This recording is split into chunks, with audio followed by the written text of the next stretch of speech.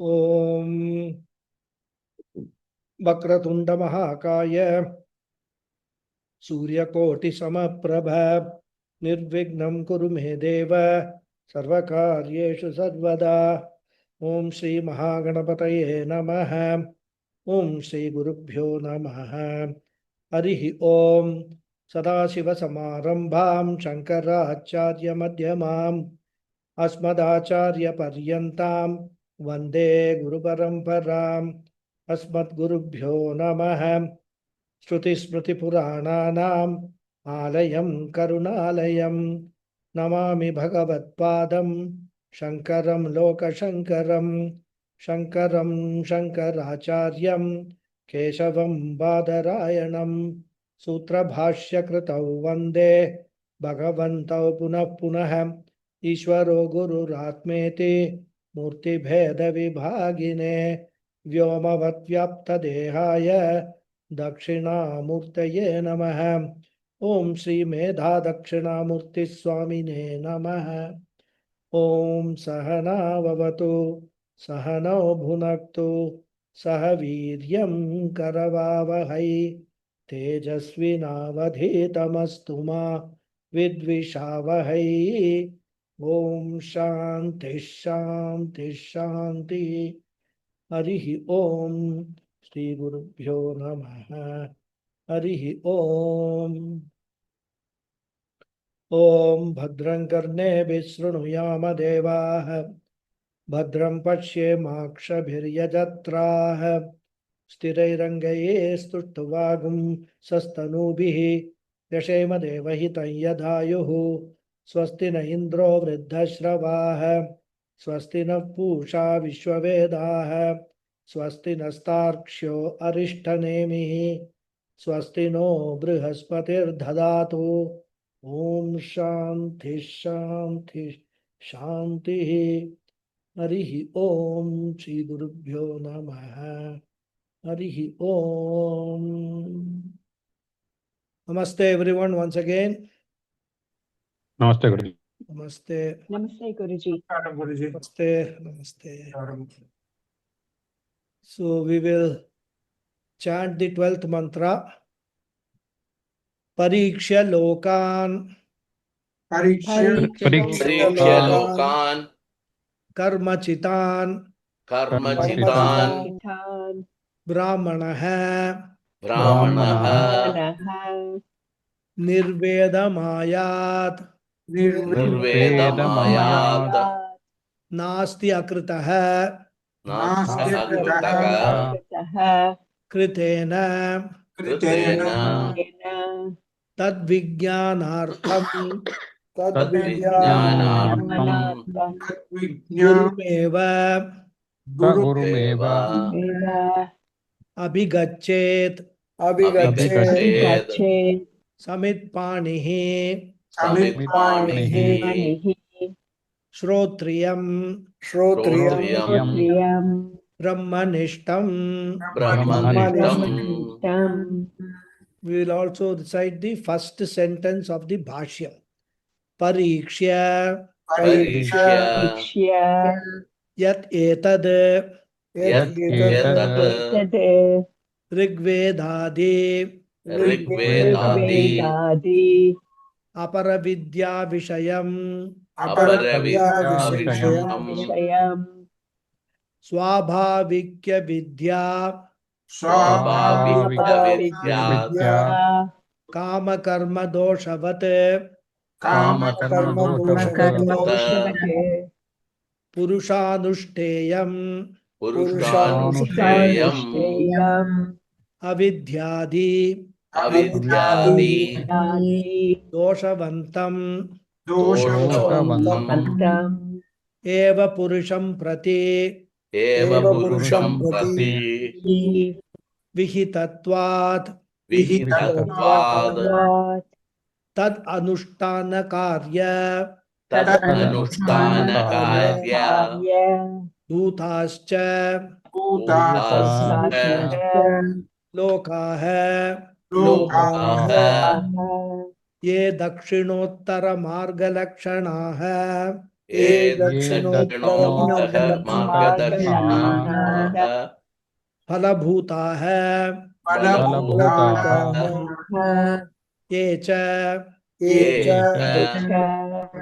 विहिताकरण विहिताकरण प्रतिषेध प्रतिषेध अतिक्रम अतिक्रम दोषसाध्याः दोषसाध्याः नरकतिर्यक् नरकतिर्ययत् प्रेतलक्षणाः प्रेतलक्षणाः तान् एतान् तान्येतान् परीक्ष्य परीक्ष्य प्रत्यक्ष अनुमान प्रत्यक्ष अनुमान उपमानागमैः उपमानागम्ये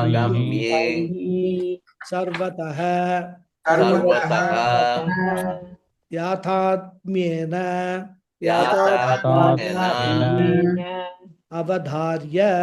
अवधार्य. Very good.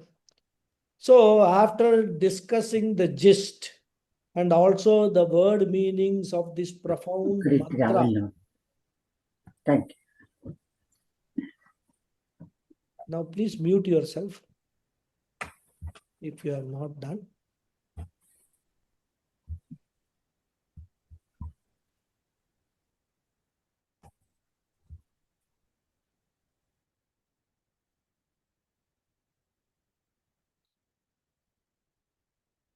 So this mantra is profound not only from the point of view of Mundakopanishad, but the entire Vedanta literature itself.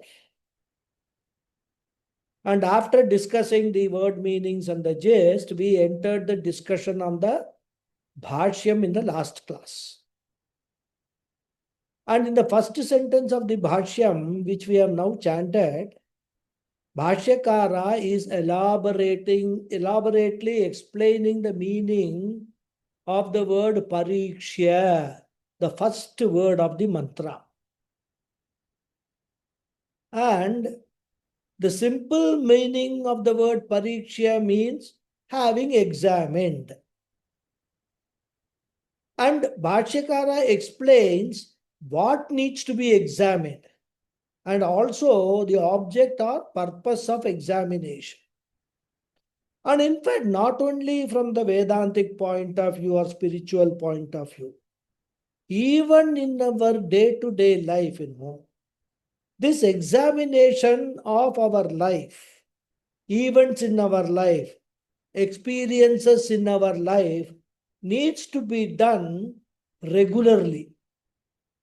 Because what happens is, as we grow up, right from childhood, say later years, old and all that, our priorities keep changing. Our goals keep changing.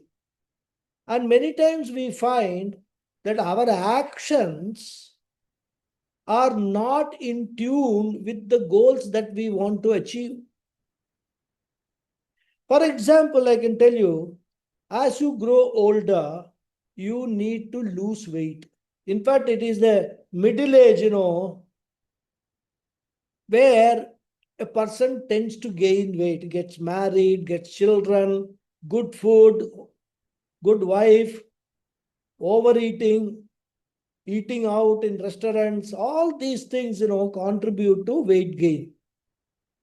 But this weight gain is a very serious problem because later years it could result in so many physical ailments, right from knee problem, gastric problem, of course, sugar and hypertension goes without saying.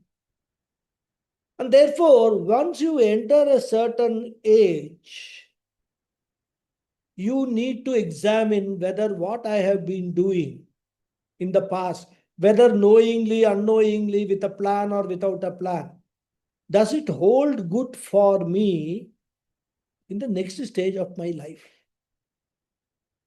So, as I said, Pariksha, this examination, has to be done constantly, regularly, periodically by everyone, not only for the purpose of spiritual progress, but also even for our day-to-day living rather. So here Bhashyakara says the Vishaya, the subject matter of examination is Aparavidya, which consists of Rig Veda, etc. And of course, Rig Veda, etc. means refers to the entire Veda Purva Bhaga, including the Vedankas and all the associated texts. And as we have seen, the Veda Purva Bhaga consists of karma and upasana, which is to be performed by a person who is having certain limitations in the form of avidya, natural ignorance, and which has been there from beginningless times. Even though this is stated as a defect, one need not feel guilty about it because it is very common. It is with everybody. Everybody is born with this natural ignorance only. And therefore, nobody can be blamed for this ignorance, which is very natural. So this is one limitation. And another defect is kama, desire. And kama, desire, and karma, action are deeply intertwined, deeply connected, because it is our desires which is the trigger for action. And as we know, karma will result in punya papa, which will lead to different lokas. Therefore, the person, the purusha, who is doing the karma has dosha. Considering oneself to be a karta and doing the karma also arises from the limitation in the form of ignorance only. And we also saw that the nature of this natural ignorance is assuming oneself to be karta, a doer, a bhokta, an enjoyer, which is actually a superimposition on the original nature of the jiva as akarta and abhokta. And therefore, this assumption of and superimposition of the kartrutvam arises because of the fact that the jiva is ignorant of its original nature as akarta, abhokta. And therefore, the chain of avidya, kama, karma exists, which is the basic problem of samsara. So, avidya gives rise to kama, kama gives rise to karma, karma results in punya papa, and punya papa results in travel to different lokas, and also punarapi jananam. The repetition of this entire sequence is called samsara. And therefore, the main cause for samsara, the main cause of all our samsara dukkham is this triad of avidya, kama, karma. And these defects arise due to aparavidya. And therefore, the pariksha, the analysis or examination of aparavidya and its results needs to be done from three angles. One, from the standpoint of its cause, then from the angle of its nature, and also from the standpoint of the results delivered by aparavidya. Then Bhashyakara went on to explain the results of aparavidya, which are in the form of lokaha. And lokaha, I explained, means fields of experience. And these lokas are broadly classified into three types. One is those lokas attained to Krishna Gati, that is through performance of karmas. Second, those lokas attained through Shukla Gati, performance of upasana. And the third, those attained, or the third type of lokas attained through adogati, means lower lokas due to non-performance of vihita karmas, that is prescribed karmas, or performance of nishiddha karmas, prohibited karmas. And the non-performance of vihita karmas leads to a type of papam called pratyavaya papam.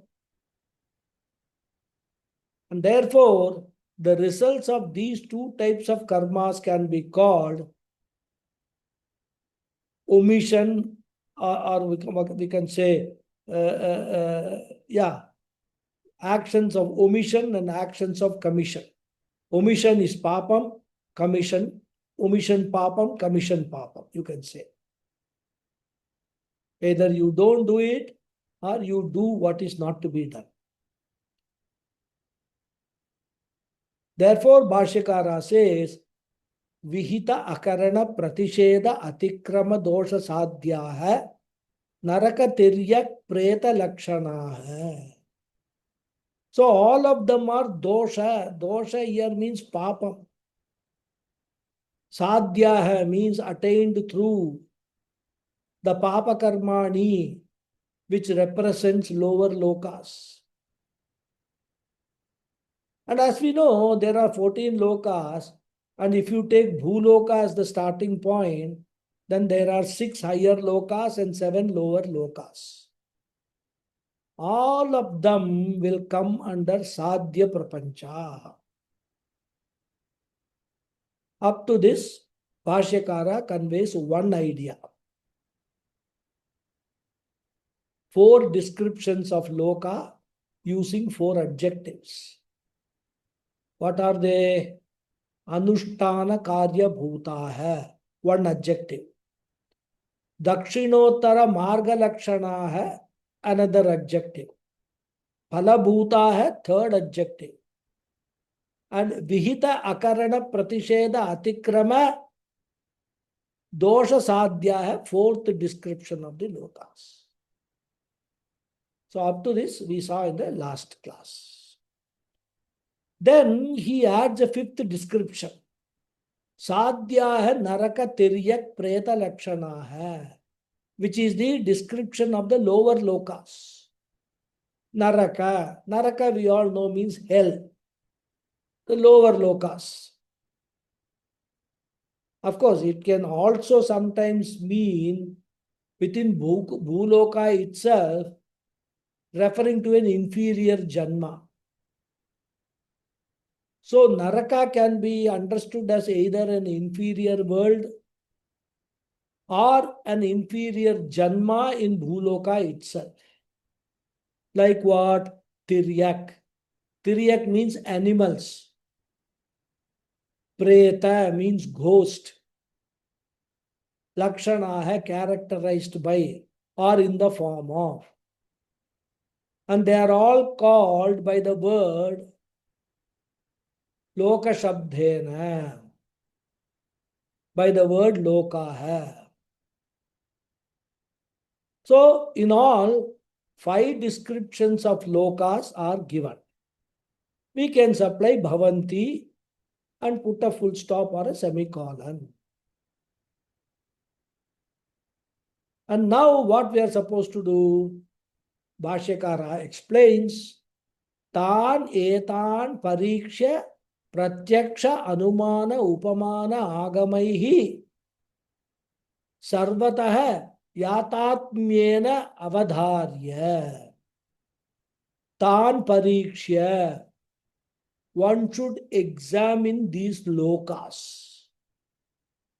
Tan here refers to the lokas, the fields of experiences. How? Pratyaksha anumana upamana agamaihi. Because we cannot examine all the lokas directly, it is physically impossible. impractical also. Because even though there are 14 lokas, within each loka there are still countless other lokas are there. And in each loka there are countless things are there. And therefore we cannot directly go and examine all the lokas. So we have to use different pramanas. For some of them we have to use pratyaksha pramana. We have to examine directly. For some others, we have to use anumana, indirect examination. For example, for examining Swarga, we cannot make a trip and come back. So pratyaksha is not possible. We will have to use anumana, inference. We can know Swarga Sukham, Anityam, Karma Phalatvad, Ekaloka Sukhatvad. That Anityatvam we can know. So many other pramanas in the form of Upanishads, etc., scriptures are there, which talk about, on the one side, the pleasures, the enjoyments of the Swarga Loka. At the same time, it also talks about the Anityatvam. Chine Punye Martya Lokam Vishanti. Even Gita talks about it.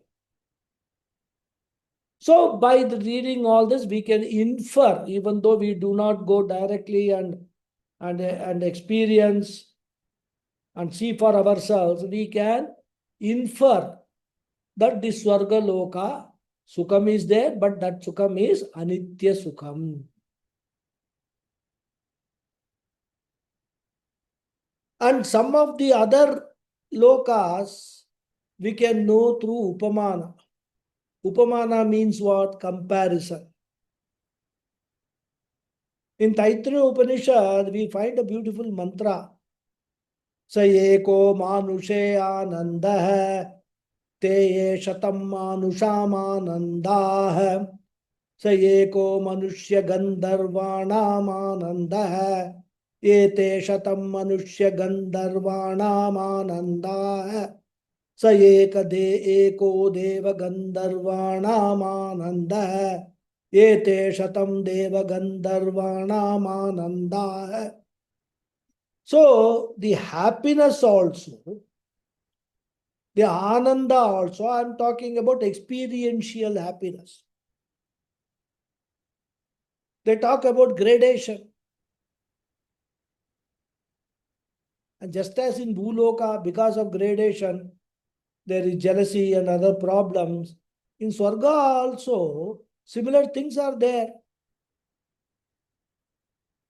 For example, Indra Devata has got the elephant called Airavata, which is a divine celestial white elephant which only he has. It is like a rich man owning a Rolls Royce or some Porsche or some such expensive car. And seeing this, the other devatas will be disturbed. They will feel jealous. Because that is what happens in Bhuloka. And devatas are what? They are also jivas only. So all these limitations of jivas will be there in devatas also. Therefore, some of them you learn by comparison, upamana, pramana. And then agamaihi, which is just now I mentioned. Some of them Veda itself directly declares. So here itself in this Upanishad itself we saw Nakasya prishte te sukrutenu bhutva imam lokam heenataram va vishanti. And therefore the Upanishad directly declares. Therefore agama means shabda pramana.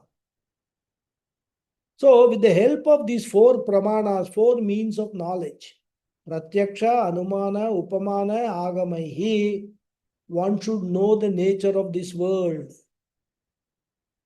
Sarvataha. Sarvato means in its totality, in its entirety. Avadharya. Avadharya means it should be a very detailed examination, not a casual examination. One should clearly come to the conclusion, yathatmyena, in its basic nature. Superficially, all these lokas are all different.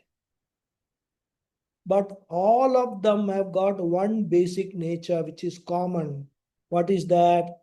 Anityatvam. That anityatvam is the basic dosha in all of them. That one should avadharya. Avadharanam kuryat. It's it. Complete the sentence. So, an intelligent person should thoroughly examine all the 14 lokas. Because 14 lokas are the results of karma and upasana. Both performance and non-performance. So, Bhashyakara is emphasizing what should be examined, how it should be examined, what instruments or pramana, means of knowledge, should be employed to examine these lokas. But now it seems Bhashyakara is still not satisfied. And therefore, once again he elaborates that samsara. Because, many times when people examine, actually they do not know what they are looking for. In fact, Swami Paramarthananda ji gives a very nice example of Sherlock Holmes and Watson. I'm sure all of you would have read Sherlock Holmes. So here is the story. Both Sherlock Holmes and Dr. Watson had gone out for a camp. And both of them were sleeping in a tent at night. In the midnight, Sherlock Holmes wakes up and asks Dr. Watson, "What do you see?" And Dr. Watson says, "I am seeing a beautiful dark sky with stars and the moon in the middle. It's so nice, so beautiful. I can even spot a couple of planets far away." Then Holmes asks Dr. Watson, "What do you infer from that? What is your conclusion?" Then Dr. Watson says, "It's a beautiful night, very picturesque. And in this darkness, even the Milky Way I can see. So it's all very beautiful." So he actually says all those things which are meteorologically significant. He makes a variety of such observations about the time of the year, the weather condition, etc. Then Holmes says, "You idiot, don't you realize that someone has stolen our tent? And therefore, while examining, it is important what your focus is."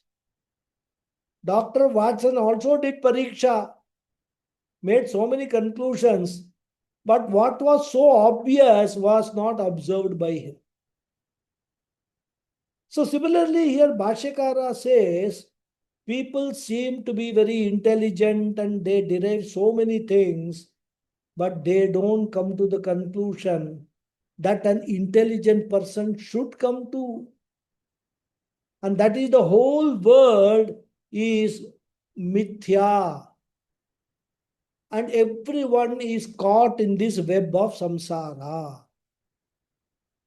And therefore he is explaining how to do the examination. And that is said in the next sentence. So we will read the sentence. Lokan, Lokan, Lokan, Lokan, Lokan, Lokan, Samsara Ghati Bhutan, Sansara Gati Gati Bhutan, Avyaktadi, Avyaktadi Stavarantan, Avarantan Vyakrita Lakshanan, Vyakrita Bijanguravad, Bijanguravat Itaretaraha, Itaretaraha Utpatti Nimittan, Utpatti Nimittan Anekanartha, Anekanartha Shatasahasra, Satasahasra Sankulan, Sankulan Kadali Garbhavat, Kadali Garbhavita Asaran, Asaran Maya Marichudaka, Maya Marika Gandharva Nagarakara, Gandharva Navarakara Akara Swapna Jala, Swapna Jala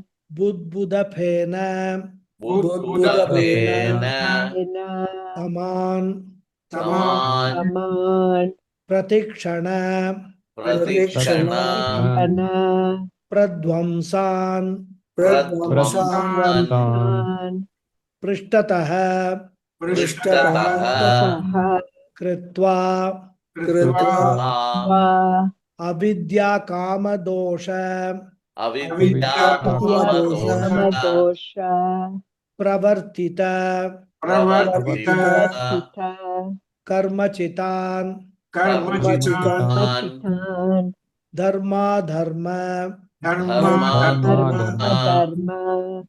Nirvartitan, Nirvartitan Ityetat. Tate So, Bhashyakara already has given 5 Brahman- descriptions. Brahmanasya. There's one more sentence, Guruji. Where? One more Right. sentence is there. We'll come to that later. Sorry. This is the second sentence, right? Right. Yeah. The Got it. last sentence we'll come to later. Yeah. Yeah, here he is explaining the word karmachita. Okay. Yes, So, as Guruji. I said, even after giving all these descriptions, Bhashyakara doesn't seem to be satisfied. And therefore, he once again elaborates that when you examine samsara, what all points you have to note. As I said, many people examine, but they don't know what to look for. And so, what are the things to be noticed? He gives a big description. He says, Lokan samsara gati bhutan. All these lokas are nothing but samsara gati, the goals existing within samsara. So here the word gati means phalam or goal or destination existing within samsara. Gita students can recall the 8th chapter. Abrahma bhuvana lokaha punaravartin Arjuna. Same idea. Bhagavan Krishna has taken that idea from here only. So that is the first point to be noted.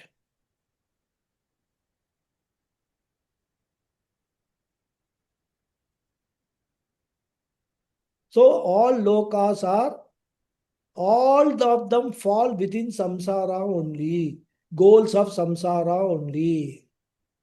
Then he says, Avyaktadi stavaranta. The highest goal is Avyaktam. Normally, Hiranyagarbha is supposed to be the highest goal. But in certain places in the Shastra, Prakriti Layaha, merger into Prakriti, in which the Jivatma is in a very, very long sleep, is considered to be a type of goal. A very long sleep.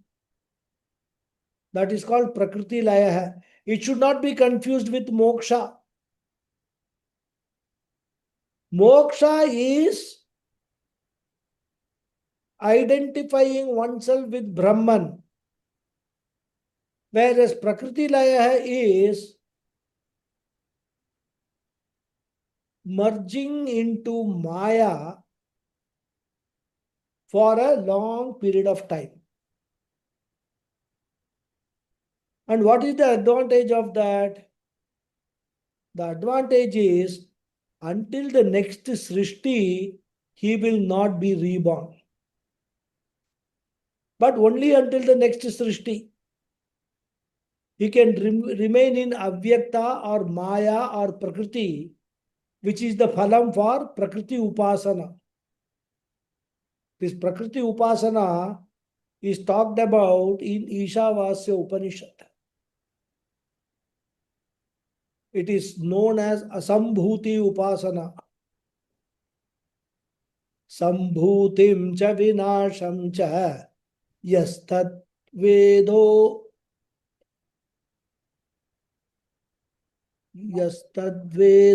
badye saha vinashena mrityum tirtva sambhutva mritam. There is a mantra in Ishavasya Upanishad. So, this Asambhuti Upasana will lead to Prakriti Laya. And that is referred to here as Avyakta or Avyaktadi. Avyakrita, Avyaktadi. So, beginning from Prakriti Laya, Stavarantan, up to the birth of a plant, which is the lowest form of Jiva. So highest is Prakriti Laya and the lowest is Stavara. So up to that, Stavarantan, Lokam. We can add Lokan. So these are the varieties of fields of experience one should take note of. Now, what are all things to be examined? All these things have to be examined. Then he says, Vyakrita, Avyakrita Lakshanan, wherein the objects of the experience will fall either under Vyakrita or Avyakrita. Vyakrita means manifest, where the experiences are distinct, objects are distinct. That is called Vyakrita Lakshanan. Bhuloka will come under Vyakrita Lakshanan. Lakshana means characterized by. Bhuvarloka, Suvarloka, Hiranyagarbha Loka, all of them will come under Vyakrita. Whereas Prakriti Layam is a state where a person does not distinctly experience Ananda as an object, but he remains in a sleep-like condition for a very, very long time. It's a long sleep, longer than even Maranam. In Maranam also, Punarjanma will come. But in Prakriti Laya, Punarjanma will not come throughout this Srishti, this cycle of Srishti. Only the next cycle of Srishti starts, Punarjanma will come. So this Prakriti Laya comes under Avyakrita Rupa Phalam, unmanifest Phalam. And then what? Then he says, all these are karma phalams which are mutually cause and effect. Each one is the cause for the next one. Previous Janma is the cause, this Janma is the effect. This Janma is the cause, next one is the effect. Shariram is the cause, world is the effect. World is the cause, Shariram is the effect. Anything in the creation you see are mutually cause and effect. And in fact, in Taittiriya Bhashyam, Bhashyakara says that this itself proves that the world is mithya. Because you can never say which is the cause and which is the effect. You will have to define the standpoint first. And that is why, the basic question is never answered. We have debated this a number of times. Is fate because of free will, or free will is because of fate? And this debate is eternal. Because there also, if you go to the root cause, you will not be able to say whether fate is because of free will or free will is because of fate. Isn't that true? Because you will easily understand that fate is because of free will. Because with free will we perform karma, karma produces fate. But free will is always there for a jiva. But free will can be expressed only in Manushya Janma. And therefore, for free will to come, I should have the fate of getting Manushya Janma. See, this is how we have to think in Vedanta. Step by step, go deep, deep, deep, deep. So now you tell me, if I don't have the fate of Manushya Janma, even if I have free will, I can't express it. And therefore, on the one hand, I use my free will to determine my fate. And on the other hand, the expression of free will depends upon a favorable fate. And what is that favorable fate? Manushya Janma. And the fate itself depends on what? Free will. So now we have a problem. How will we decide? So finally, Acharyas say that you have to come to the conclusion. We have to accept fate is because of free will. And why? Because if fate is not because of free will, what will be the problem? This type of analysis also you have to do. If fate is not because of free will, it will mean Bhagavan has given me the fate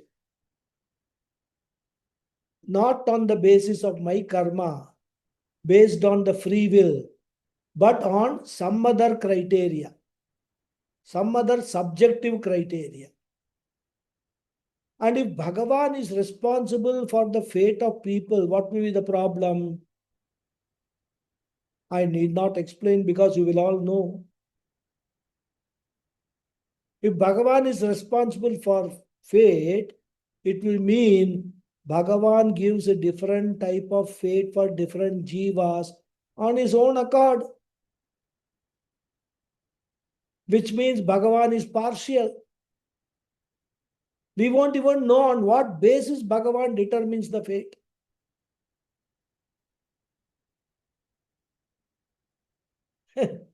I'm reminded of when I was in Canara Bank, I had one deputy general manager. He had a funny thing. He used to like some people, he used to dislike some people. And the reason for disliking people? People who do not have a mustache, he will dislike. Sorry, people who have a mustache, he will dislike. Because he says one should not have mustache and all that. So this is a totally subjective criteria. Similarly, Bhagavan also may think, oh, this fellow is growing mustache, so I will give him a bad fate. Or the other way around, either way. And which will mean Bhagavan is partial. gives good fate to some people, terrible fate for others. And therefore, in order to safeguard the sanctity of Bhagavan, in order to absolve Bhagavan of partiality, we have to necessarily accept fate is caused by free will and free will only. We are responsible for our own fate.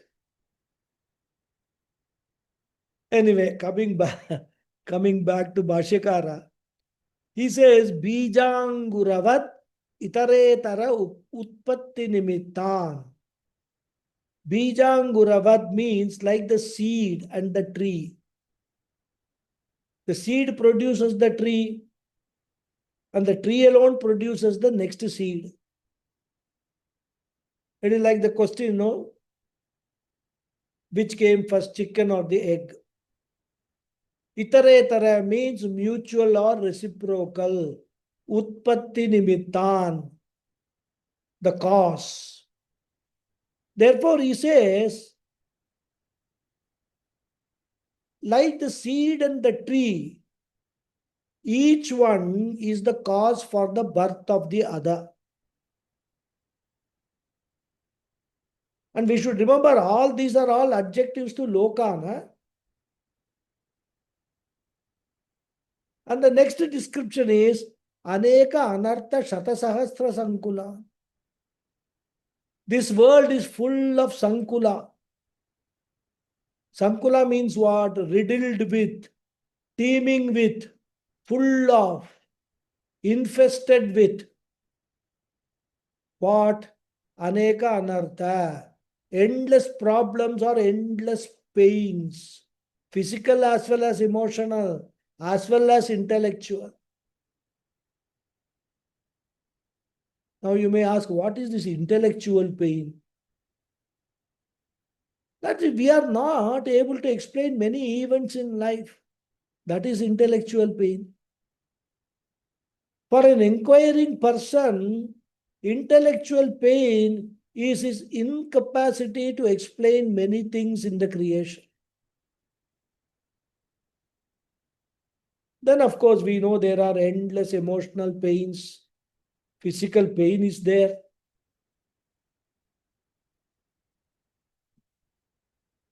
Physical pain is called vyadhi. Emotional and intellectual pains are called adi. So adi vyadhi rupa anartha hai. Here the word anartha means pain. And how many will be there? Will it be 10, 20, 50, 100? Bhashyakara says, Shata Sahasra Sankulan, in hundreds and thousands. Everyone is faced with hundreds and thousands of problems. And if at all there is some peace of mind, it is only a temporary gap between two problems. And therefore, Aneka Anartha Shatasahasra Sankula. And then the life becomes miserable. And once you try to find out the truth of the universe, the truth behind all these, what happens? It goes deeper and deeper. We don't find any truth in this universe. Bhashyakara says, Kadali Garbhavat Asaran. Like the stem of a plantain tree, the more you keep on peeling, you find it leads to the next, and the next thing. Kadali Garbha means the plantain stem. Asaran means pithless, hollow, empty. When you go nearby, you find there is nothing inside. Another example is the onion. We go on peeling layer after layer, and finally we find nothing at the core. That is what is called Maya. That is why the scientists are also not able to arrive at the basic stuff. What is the basic truth of the universe? Cosmology goes on and on. One question gets replaced by another question, another PhD, another Nobel Prize, and another scientist comes and he will replace this PhD, this Nobel Prize with another deeper question.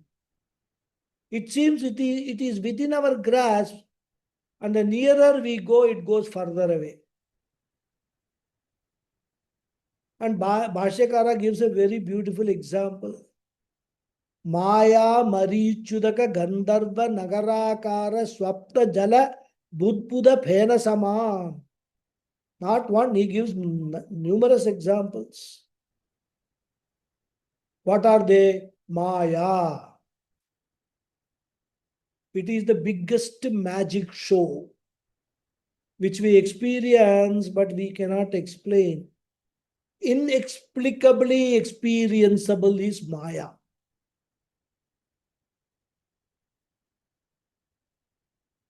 Akatita Ghatanam Patiyasi Maya. So here Maya means magic, not Prakriti, the Vedanta Maya. Local Maya, Maya Jalam, magic. Then what's the next example? Marichi Udaka, mirage water. Marichi literally means the rays of the sun. Surya Rashmi is called Marichi. It is the phenomenon caused by the sunrise reflection on dry land like a desert. Udaka means water. So Marichi Udaka means mirage water. It appears to be there, existing from a distance. I'm feeling very thirsty. I rush towards it in the hope of quenching my thirst. And when I go nearby, it disappears. I find only sand. And next example he gives is Gandharva Nagarakara. Nagarakara means in the form of a city. Appearance of a city known as Gandharva Nagara. And what do we mean by that? Actually, in the evening sky, when there are a lot of clouds in the opposite direction of the sun. Sorry, lot of clouds in the opposite direction, the sun is setting. With the reflected light, you can see varieties of patterns, The clouds will have silver lining and all that. And if you have a creative mind, then those patterns look like cities, villages, house, market, people walking, auto rickshaw overtaking, so many things. And that is called Gandharva Nagara, an imaginary city in the sky. Once the sun sets, the city vanishes. And this is also the case with the whole experienceable world. Then the next example Bhashyakara gives is Swapna Jala Budbuda Phena Sama. Swapna means dream. We have discussed about Mithyatvam of Swapna a number of times. Then Jala Budbuda, bubbles of water, water bubble. So the previous examples reveal Mithyatvam, the unreality of the world. The Jala Budbuda reveals the fleeting nature of the world. Budbuda means bubble, which can burst any time. Phena means froth, which also indicates the same fleeting.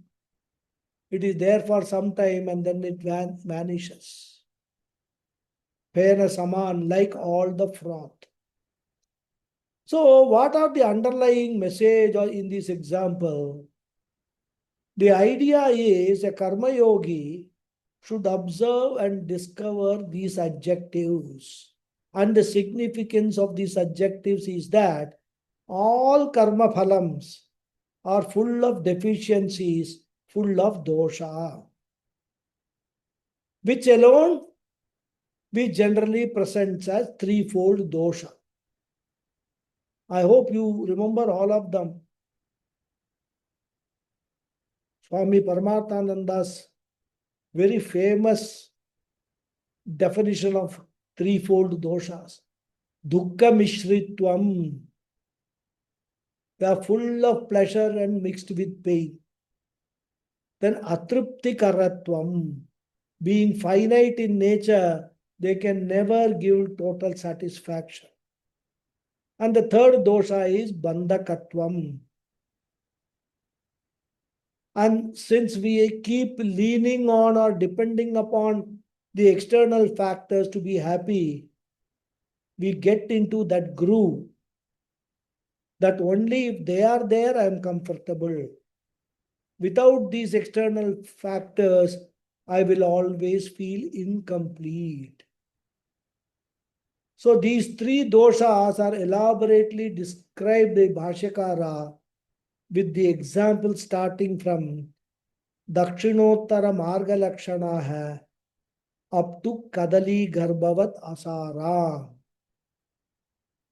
So all these examples, all these experiences of the lokas have these three doshas which we just discussed.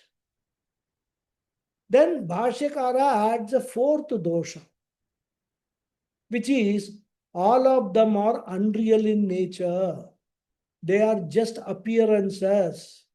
But on closer scrutiny, they cease to exist. And for that, he gives this example. Maya Marichudaka Gandharva Nagarakara Swapna Jalabudbuda Phenasama. So all these examples are given to show that all karma phalams are mithya bhutam. They are empty, they are hollow. And therefore, one needs to question oneself. All these lokas, these fleeting and vanishing experiences, attainable through aparavidya, do I want such a world? Or do I want paravidya, which knowledge is permanent, which will give me eternal peace of mind and happiness?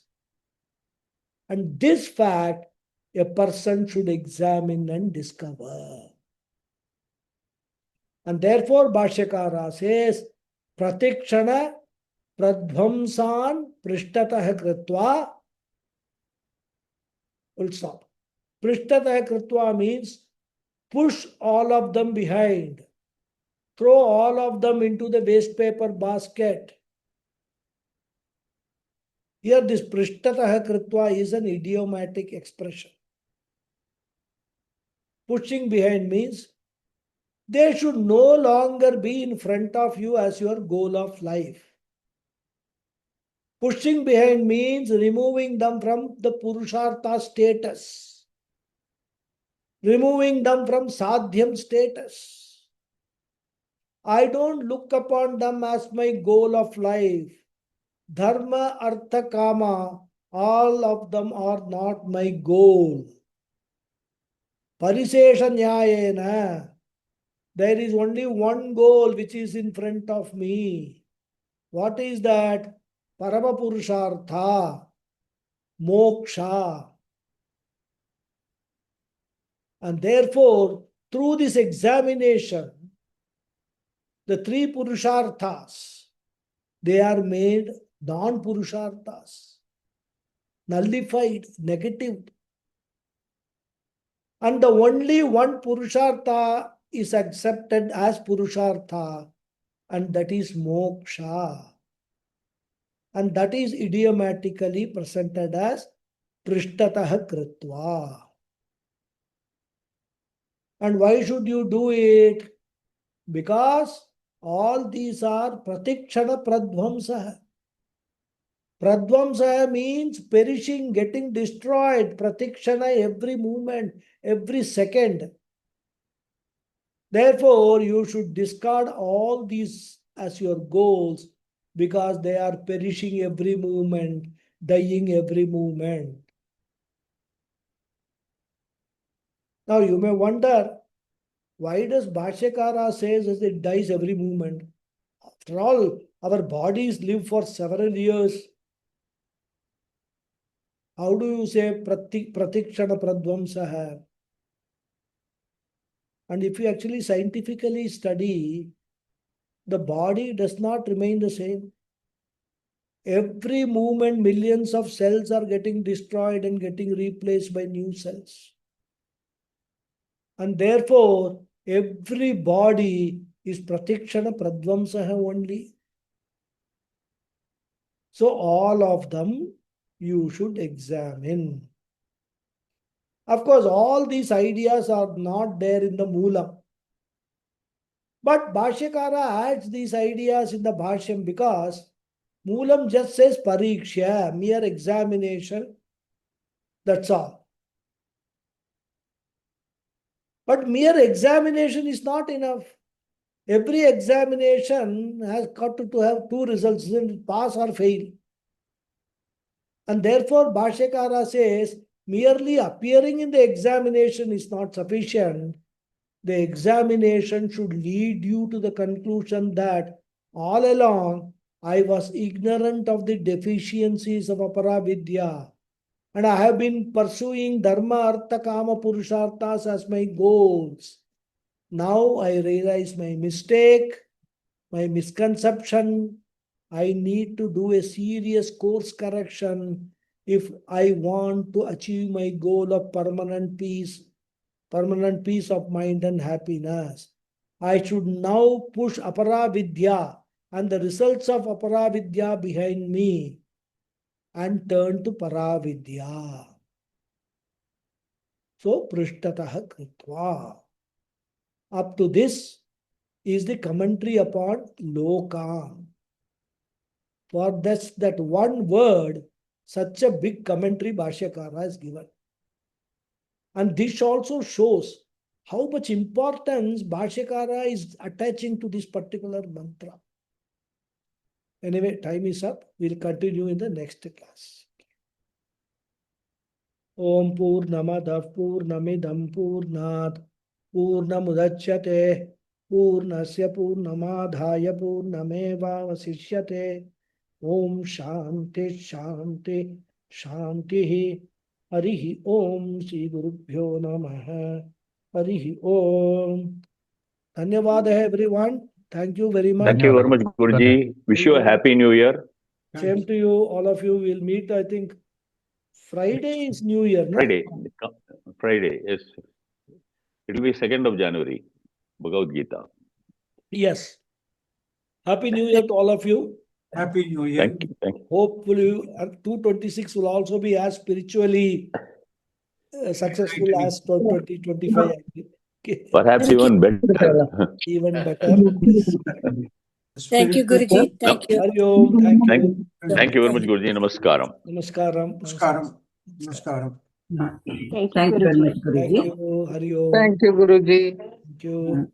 Thank you, Guruji. I just, not just today, but it's always surprised me that Shastra, which has answers for everything, Shastra or Shastra scriptures which have answer for everything, why doesn't it clearly say that it's the free will which is the starting point? Why that's not clearly mentioned? Why is it left for inferring? That's one thing.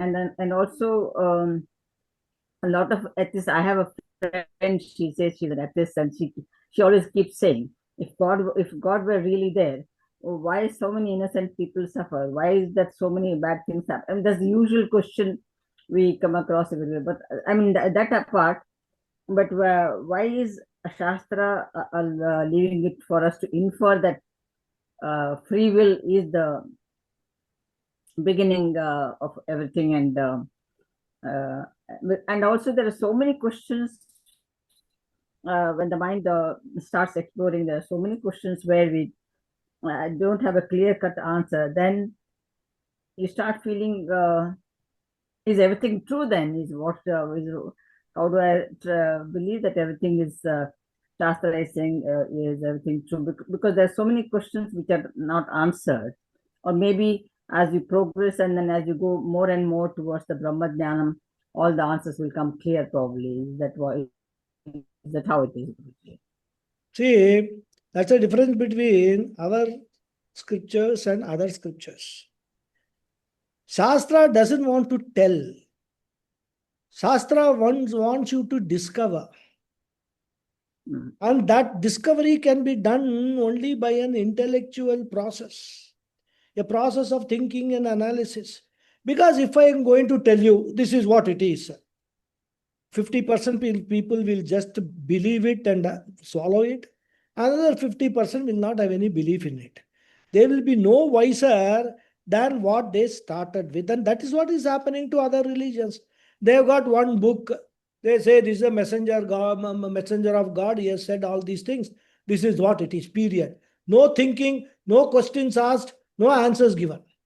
You just have to believe it and period.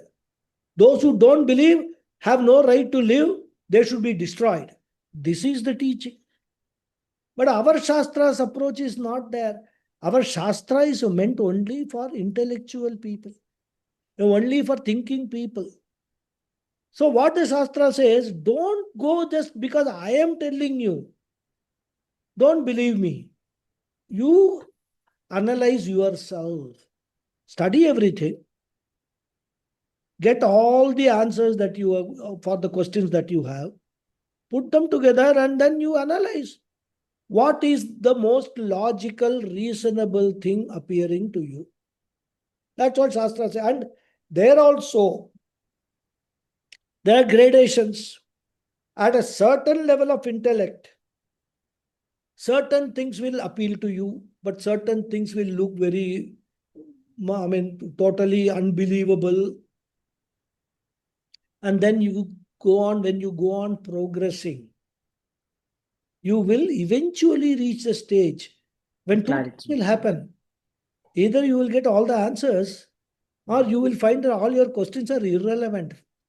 You will find, what am I going to do by knowing whether free will is important or fate is important?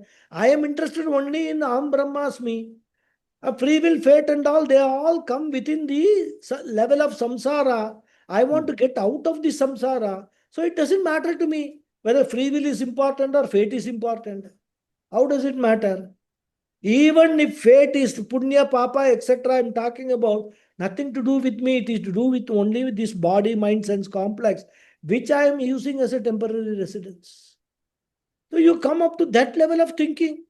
Disidentify yourself. When you disidentify yourself with this body, mind, sense complex, all these questions become totally irrelevant. Totally irrelevant.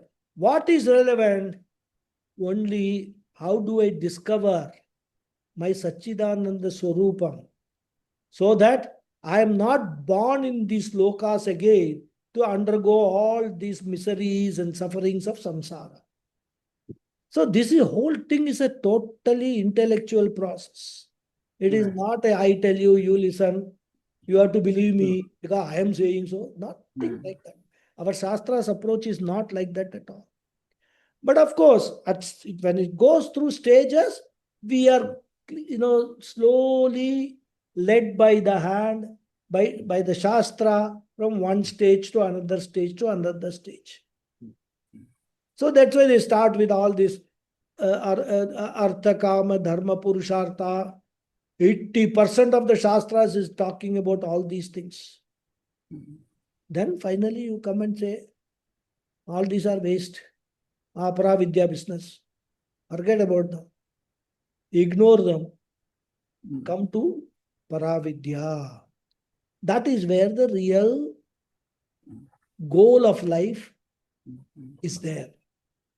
And this again, I can tell you all this, but only a minuscule of people will understand this, will pursue this.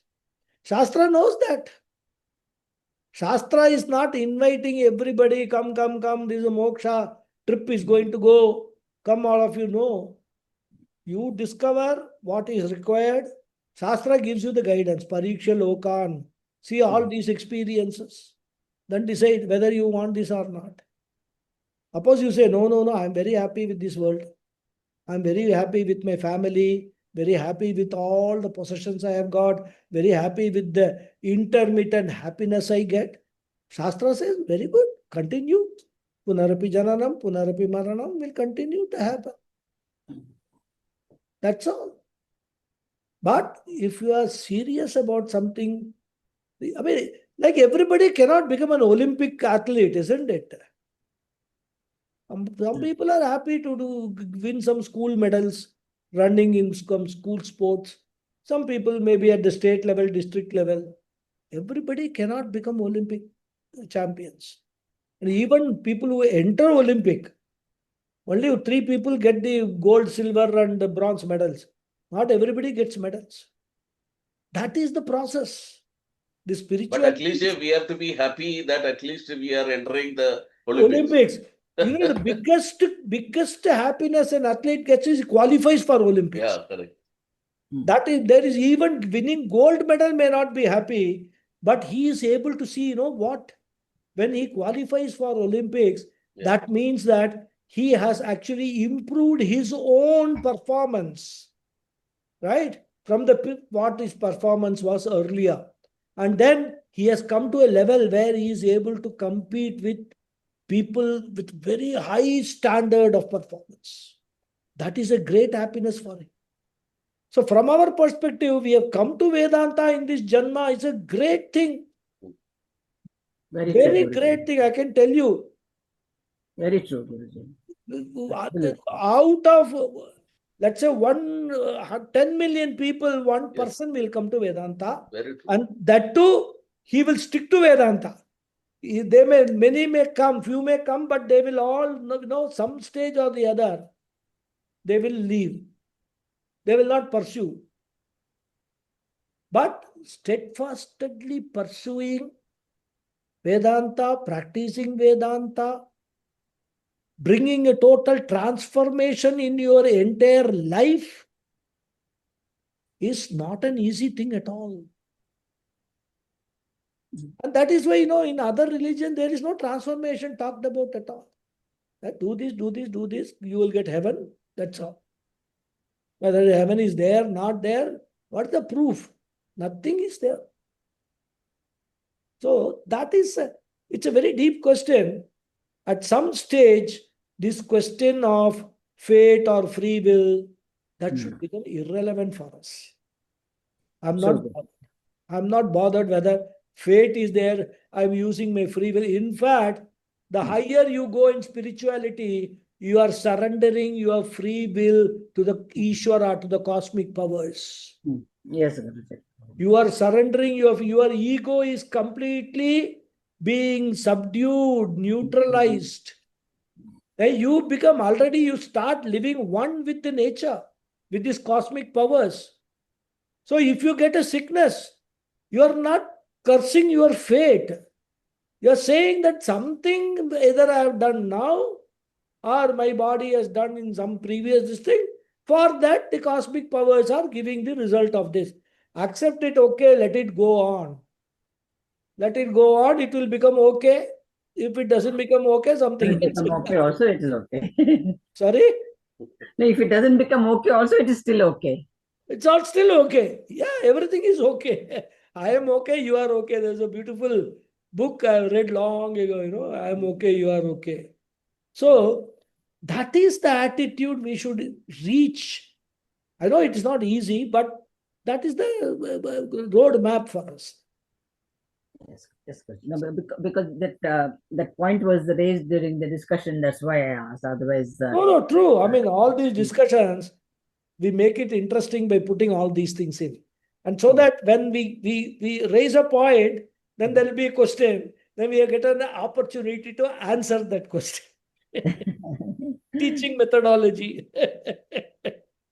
Dhanyawad, Guruji. Hari Om. Thank you. Thank you so much. Yes, Girishji, what is your question? No, actually, I think you have already answered my question as well. My question was to